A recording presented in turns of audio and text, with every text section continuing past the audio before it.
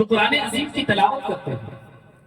بے شک وہ لوگ جو نماز قائم کرتے ہیں، بے شک وہ لوگ جو راہ خدا میں خرچ کرتے ہیں، یرجون التجارۃ لن تبور، یہ ایسی تجارت کر رہے ہیں، یہ ایسی تجارت میں لگے ہوئے ہیں، تجارت لن تبور، ایسی تجارت میں یہ امید لگا کر بیٹھے ہیں کہ قسم خدا کی قرآن کہتا ہے کہ دنیا کی تجارت تم کرتے ہو، دنیا میں تم اپنا پیٹ پالنے کے لیے روزی کی تلاش میں لگے رہتے ہو، دن رات تم پیسے کی خاطر حرام و حلال کا فرق بھول کر، پیسوں کی خاطر تم حرام و حلال کا فرق بھول کر کے تم جہاں تہاں سے پیسے حاصل کرتے ہو. مقصد ہوتا ہے زندگی آرام سے گزر جائے. یاد رکھو تم جب کوئی تجارت کرتے ہو، کوئی کسی طرح کا کوئی کام کرتے ہو، کوئی کمپنی ڈالتے ہو، کوئی دکان ڈالتے ہو، کوئی مارکیٹ کھولتے ہو، تو تمہیں یہ یقینی طور پر 100% معلوم نہیں ہوتا کہ تمہارا نفع ہوگا کہ تمہارا نقصان ہوگا. ہو سکتا ہے تمہارا نفع بھی ہو سکتا ہے تمہارا نقصان بھی ہو جائے،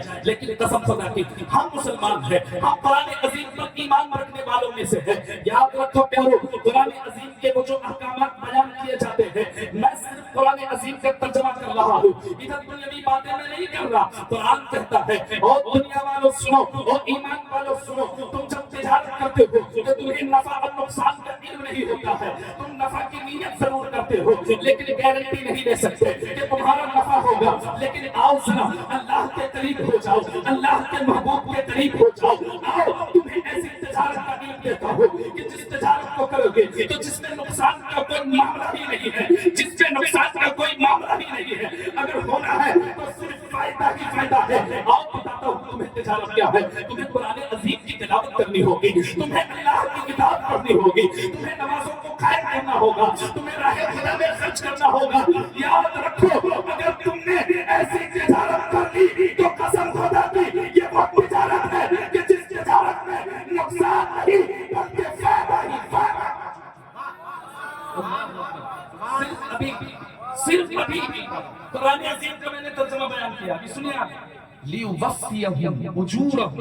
یہاں حفاظ کرام بیٹھے ہیں، دستار بندی کی مجلس میں ہم بیٹھے ہیں اور الحمدللہ یہاں حافظوں اور قاریوں کا ایک جمع دفیع ممبر رسول پہ تشریف فرما ہے. لیوفیہم اجورہم. قرآن کہتا ہے تجارت تم نے کری نقصان نہیں ہوگا، کیونکہ یہ تجارت جو ہو رہی ہے نا، تجارت میں دنیا کی تجارت میں تمہارا تعلق دنیا والوں سے ہوتا ہے. دنیا والوں میں وفا بھی ہوتی ہے، دنیا والوں میں بے وفائی بھی ہوتی ہے.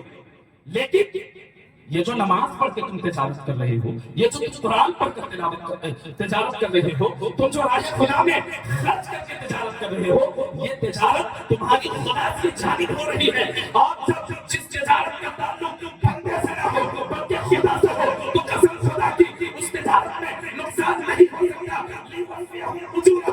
تمہارا بدلہ تم کو برابر برابر دیا جائے گا. اور اتنا ہی نہیں، اگر تم نے اس کام کو خلوص و للہیت کے ساتھ کیا ہے تو وَيَزِيدُهُم مِّن فَضْلِهِ، اللہ اپنے فضل و کرم سے، اپنی عنایت سے، اس کے برکت میں اور اس کی جو بدولت تم تجارت حاصل کر رہے تھے، کامیابی چاہتے تھے، اللہ اپنے فضل و کرم سے اس میں جتنا بدلہ تھا اس سے بڑھ کر تمہیں عنایت فرمایا. جتنا تمہیں بدلہ ملنا چاہیے، اللہ فرما رہا اس سے زیادہ میں عنایت کروں. انہ غفور شکور. بے شک اللہ بخشنے والا ہے، قدردان ہے. وہ اپنے بندوں کی محنت کو ضائع نہیں جائے. آپ دنیا میں دیکھیں نا، ایک ماں جب اپنے بچوں سے محبت کرتی ہے تو اس کو چوٹ پہنچے یہ اسے گوارا نہیں، اسے ٹھیس لگ جائے یہ اسے گوارا نہیں ہے. ماں اپنے بچوں کی خاطر زمانے سے لڑ سکتی ہے، لیکن قربان جاؤ پیارو اس خدا کی ذات پر جس خدا نے ہمیں بنایا ہے، وہ تو 70 ماؤں سے زیادہ مہربان ہے. تو جب ایک ماں اپنے بچے کو ٹھیس پہنچتا ہوا نہیں دیکھ سکتی ہے تو وہ خدا جو 70 ماؤں سے زیادہ اپنے بندوں سے محبت کرتا ہے تو وہ کیسے اپنے بندوں کو نقصان پہنچا دے سکتا ہے. ابھی صرف اور صرف ابھی قرآن کی آیت جو میں نے پڑھی تھی اس کا ترجمہ ہوا. اب آپ لوگوں کا ذہن تھوڑا حاضر ہوا ہوگا کہ تلاوت کرنے والے، نماز قائم کرنے والے یا راہ خدا میں خرچ کرنے والے ایسی تجارت میں لگے ہوتے ہیں جس میں نفع ہوتا ہے اور نفع کے ساتھ ساتھ بونس بھی ملتا ہے. انہ غفور شکور، اللہ بخشنے والا ہے، اللہ کے رحمت میں کمی نہیں ہونے والی، اللہ کے خزانے میں کمی نہیں ہونے والی، بلکہ اللہ اپنی نعمتوں میں اور بڑھوتری فرمائے گا اور ہمیں اور بھر بھر کر دے گا. سبحان اللہ. اب سوچئے یہاں دستار بندی ہو رہی ہے، یہاں حفاظ کرام تیار ہو رہے ہیں. قسم خدا کی بڑے خوش نصیب ہے قاری نجم الحق صاحب اللہ مدد اللہ العالی والنورانی، یہ وہ تمام اساتذہ جن کی محنتوں سے وہ بچے جو حافظ قرآن بنے ہیں. یارو اگر تم قرآن عظیم کا مرتبہ سمجھ لو گے، اگر تم قرآن عظیم کے پڑھنے والوں کے مقام کو سمجھ لو گے، اگر تم حافظ قرآن کے مرتبے کو سمجھ لو گے تو یاد رکھو تم دنیاوی تعلیم ضرور دو گے لیکن دینی تعلیم سے اپنے بچوں کو آراستہ و پیراستہ کرو گے. ابھی آپ نے سنا کہ کبھی کوئی ہمارے مزاروں پہ حملہ کرتا ہے، کبھی کوئی ہماری مسجدوں پہ حملہ کرتا ہے، کبھی کوئی ہماری عبادت گاہوں کو نشانہ بناتا ہوا نظر آتا ہے. وجہ بس اتنی ہے کہ ہماری تعداد کم ہے. ایسا نہیں ہے، یہ ہماری بھول ہے. بس ہم اپنے آپ پر یہ سوچ کر بیٹھ چکے ہیں کہ ہماری تعداد کم ہے. ارے تاریخ تم نے پڑھی نہیں ہے. جب 313 تھے ایمان میں مضبوطی تھی، جب دنیا ہمارے قدموں کے ساتھ میں جھکتی ہوئی نظر آ رہی تھی. آج ہزاروں کی تعداد ہے لیکن پھر بھی ہم غلامی کر رہے ہیں. وجہ بس اتنی ہے کہ ہم دینی تعلیم سے دور ہو گئے ہیں. ہم نے اپنے بچوں کے اندر دین کی تعلیم نہیں رکھی ہے. ہم نے اپنی بچیوں کو کنیز فاطمہ بنانے کی کوشش نہیں کی ہے. ہم نے اپنے حیا کے لبادے میں زندگی گزارنے کا طریقہ اور سلیقہ اور طرز زندگی نہیں سکھائی ہے. یہی وجہ ہے کہ وہ بچیاں کبھی ہمارے کنٹرول سے باہر ہو رہی ہیں، کبھی بچے ہمارے کنٹرول سے باہر ہوتے ہوئے نظر آ رہے ہیں. یارو یاد رکھو اگر تم چاہتے ہو کہ مذہب اسلام میں چاند لگے اور پھر سے اس کا بول بالا ہو تو تمہیں کچھ کرنے کی ضرورت نہیں ہے، نہیں تعداد بڑھانے کی ضرورت ہے.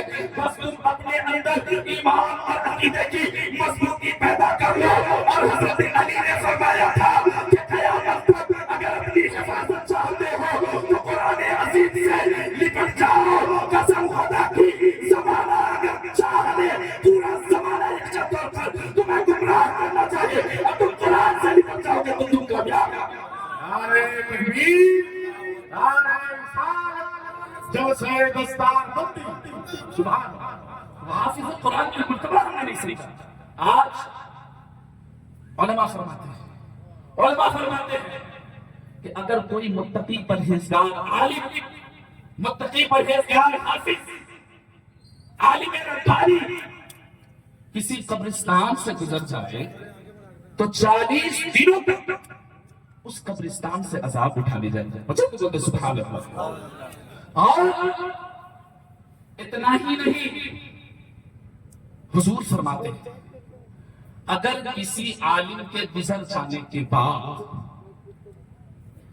اس کی لاش دفن کی جاتی ہے جہاں پر، یعنی اس کی قبر جہاں تیار کی جاتی ہے، اس کے دائیں جانب، اس کے بائیں جانب، اس کے سامنے، اس کے پیچھے، یعنی چہار جانب.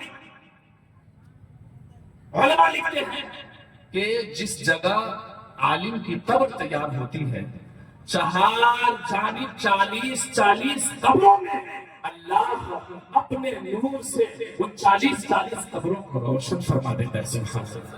ارے پیارو، ڈوکا بیڑا کے غیور مسلمانوں، تم بڑے خوش نصیب ہو کہ آج اس ممبر رسول پر مفتیان کرام بھی تشریف فرما ہے، فاضلان کرام بھی تشریف فرما ہے، حفاظ کرام بھی تشریف فرما ہے، قرآن حضرات بھی موجود ہیں.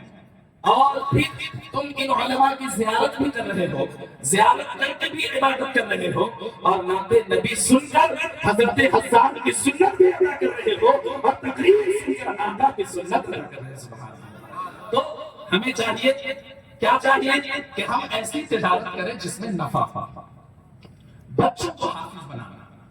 آج ہماری قوم بے راہنمائی کی شکار ہو رہی ہے. کبھی ہمارا ایمان ختم ہو جا رہا ہے، کبھی ہم کفر کر رہے ہیں اور ہمیں پتہ نہیں چلتا. قرآن کی آیت ہے کہ میدان حشر سجے گا، سارے لوگ موجود ہوں گے، اللہ تبارک و تعالی ایک جماعت آئے گی. غور سے سنیے گا، بہت پوائنٹڈ بات بتا رہا ہوں. اللہ تبارک و تعالی فرماتا ہے، قرآن میں ارشاد فرماتا ہے، ایک پوری جماعت آئے گی. اللہ تبارک و تعالی کہے گا فرشتوں اس پوری جماعت کو جہنم میں ڈال دو، اس پوری جماعت کو جہنم میں ڈال دو.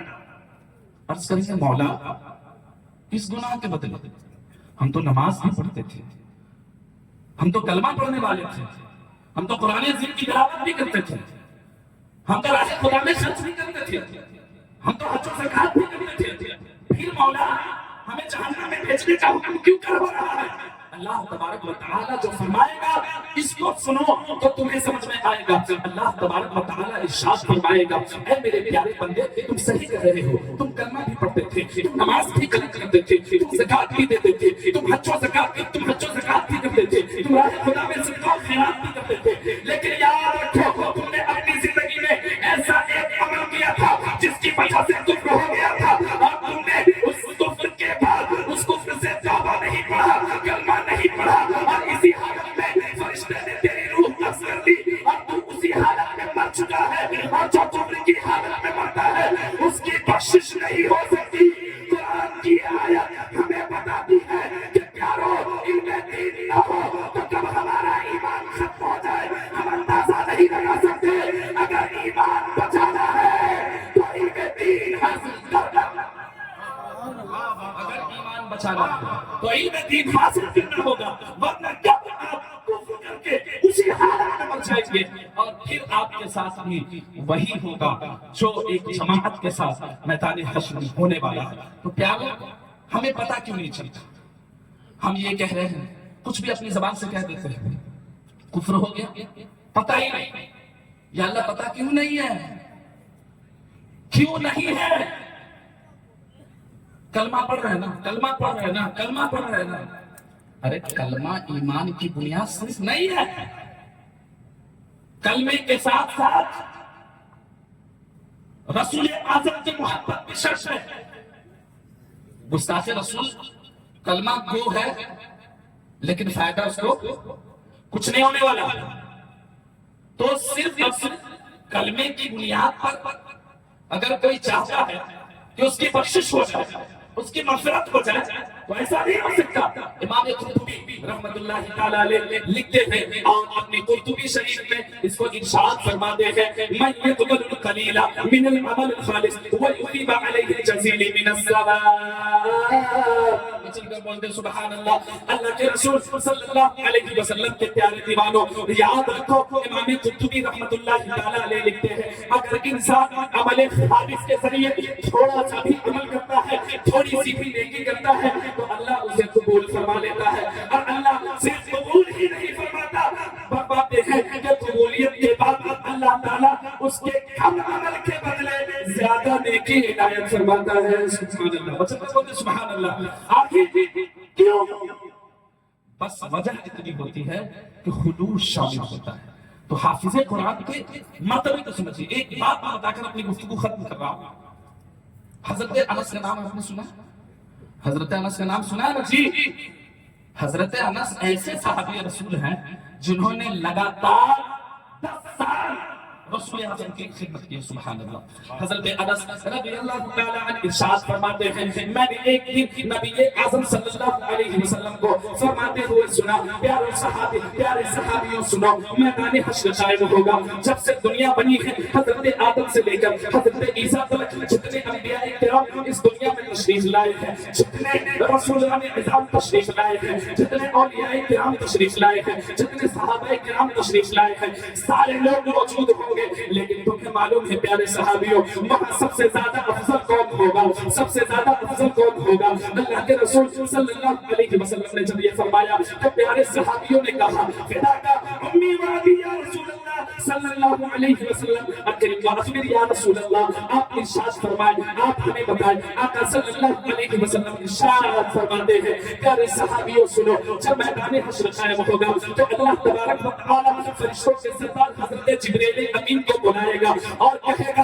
اعلان کا جتنے لوگ دنیا میں قرآن کی تلاوت کرتے تھے سب اکٹھا ہو جاؤ، سب جمع ہو جاؤ۔ حضرت انس فرماتے ہیں حضرت جبرائیل کے بارے میں حضور نے فرمایا کہ اللہ حکم دے گا، حضرت جبرائیل جب اعلان کریں گے سارے لوگ ایک ساتھ جمع ہو جائیں گے، لیکن کسی کو گفتگو کرنے کی صلاحیت نہیں ہوگی۔ ایسے وقت میں حضرت داؤد علیہ السلام کھڑے ہوں گے، اس کے بعد حضرت جبرائیل امین اللہ کی اجازت سے کہیں گے کہ اور دنیا والے سنو، قرآن عزیز کی تلاوت کرنے والے سنو، قرآن عزیز کے حافظوں سنو، تم اللہ کے اہل ہو۔ اور اللہ تبارک و تعالیٰ کہے گا پہلے قرآن کی تلاوت کرو، بعد تلاوت دنیا میں تم سے جن جن لوگوں نے محبت کی ہے پیارے حافظوں پورے میدان حشر میں گھوم گھوم کر ان کو تلاشو اور خود بھی جنت میں جاؤ اور ان کو بھی ساتھ۔ اللہ اکبر کبیرہ۔ تو پیارو اپنے بچوں کو حافظ قرآن بناؤ گے تب فضیلت سمجھ میں آئے گی، میدان حشر میں تب تاج زری تمہارے سر پر رکھا جائے گا۔ تو انشاءاللہ میں امید کرتا ہوں کہ آج اپنی ذہنیت کو تبدیل کر کے اپنے بچوں کو راہ حق کا مسافر بنائیں گے۔ اللہ تعالیٰ ہمیں کہنے سننے سے زیادہ عمل کرنے کی توفیق